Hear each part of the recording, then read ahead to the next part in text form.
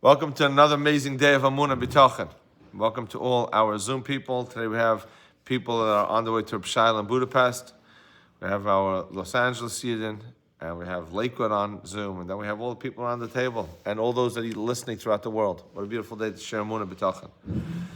And there's a Likutei Moharan, there's Reb Nachman that we shared a couple of months ago, which I want to re-share, but just on a much deeper level. He discusses here, he says, the main part of Galus, Reb Nachman says, is only because of the chisaron of Emunah. The main reason why we're in Galus is because we have a chisaron in Emunah. We don't believe enough. And he says, and what's the Emunah that we need? The Emunah that we need is Tefillah. And this really is a full circle to how we started this week.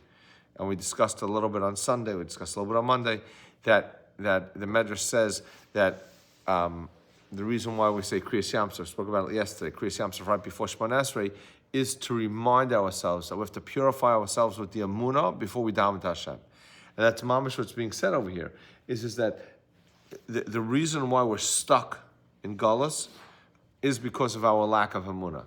And I want to even go further. There's Galus of all of Klal Yisrael, and then there's personal Galus, which means every person's nisayon, every person's test, difficulty, what we've been calling journey, but the bumps of the journey is really their galus. It's a personal galus. The same way there's a personal geula and there's a geula klalis, the general geula pratis for you yourself.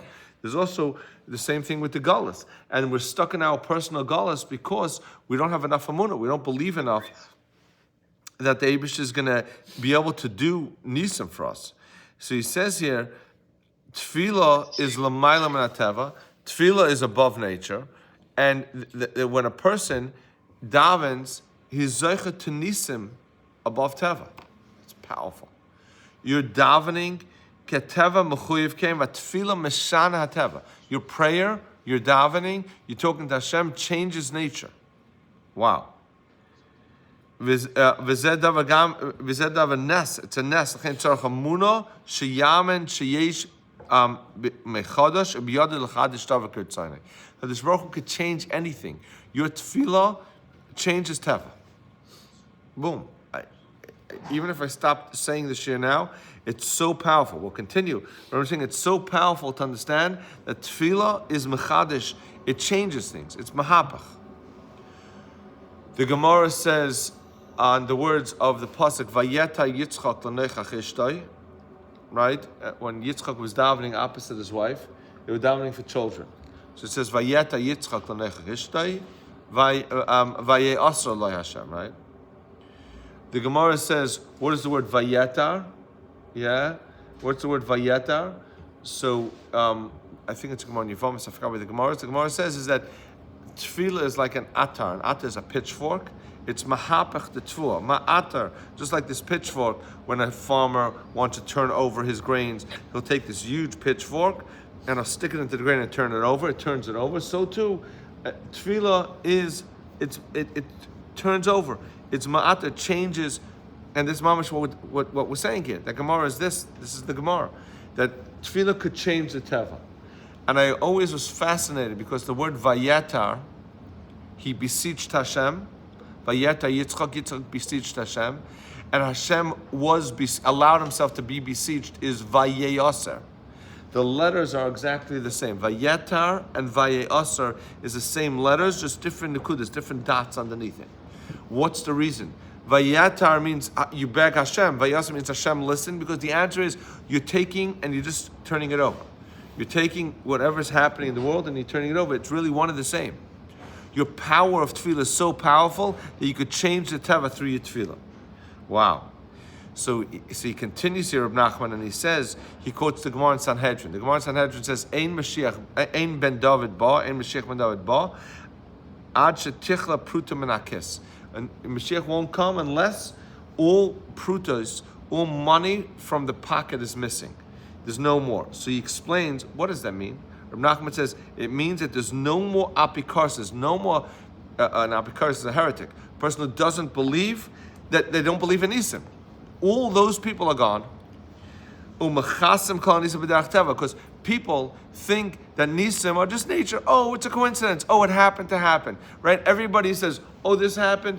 Oh yeah, wow, what a coincidence. I was there at the right time, I was there at the right time. They don't see the nisim in the teva. Mashiach will come when you realize that everything in teva is a nes. Your whole life is a nes. And we speak about this over and over and over again. I can move my hands as a nes. I could see as a nes. I could taste as a nes. I make money as a nes. I happen to see the right guy, met the right person, got the right contract, didn't get the right contract. All that is nisim. So Mashiach won't come until there's no more money left in your pocket. It means that you realize the money in your pocket is all Hashem. It's not yours. It means it's gone from you. You think that it's all yours. It's not. Once Mashiach, you know when Mashiach is going to come? You know when you're going to go out of your personal Galus? You know when your tzaros are going to stop happening? When you realize it's all the Eibishter.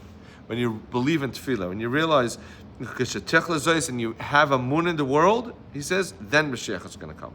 Ki ikar ha'geula talim, the main geula is telling us. Now, I want to read for you, believe it or not, I want to collide some worlds here. I want to read for you the words of the Maral. The Maral on the Siva Salem says very similar to this. And the Maral says, how great, kama gadol midas habitachon, how great is the midah of bitachon? That a person has bitachon in Hashem with his whole heart. Achakol hadvaram nasa lo l'tova. Everything becomes good in his life. Through bitachon, everything becomes good in his life. Rabbi Akiva and Nachmesh Gamzu. Why? Because they believed in Hashem, and then they were saved. Famous story, Nachmesh Gamzu, right? He went to sleep outside the city, and the candle went out, and the rooster was eating it, and that whole story, and he kept saying, Gamzu, it's all good, it's all good. And it turned out all to be good. Because the bandits came, they couldn't find him because he had no candle, he had no rooster, he had nothing, and everybody else was killed except him. So all what he thought was bad turned to good. Why? Because he had Emunah. So Emunah is mahapach, your belief changes everything l'tov. Ki mipnei shehu hayabetech b'yizborch sheyatzal Hashem yizborch oisik yakol yachal. Hashem can do anything.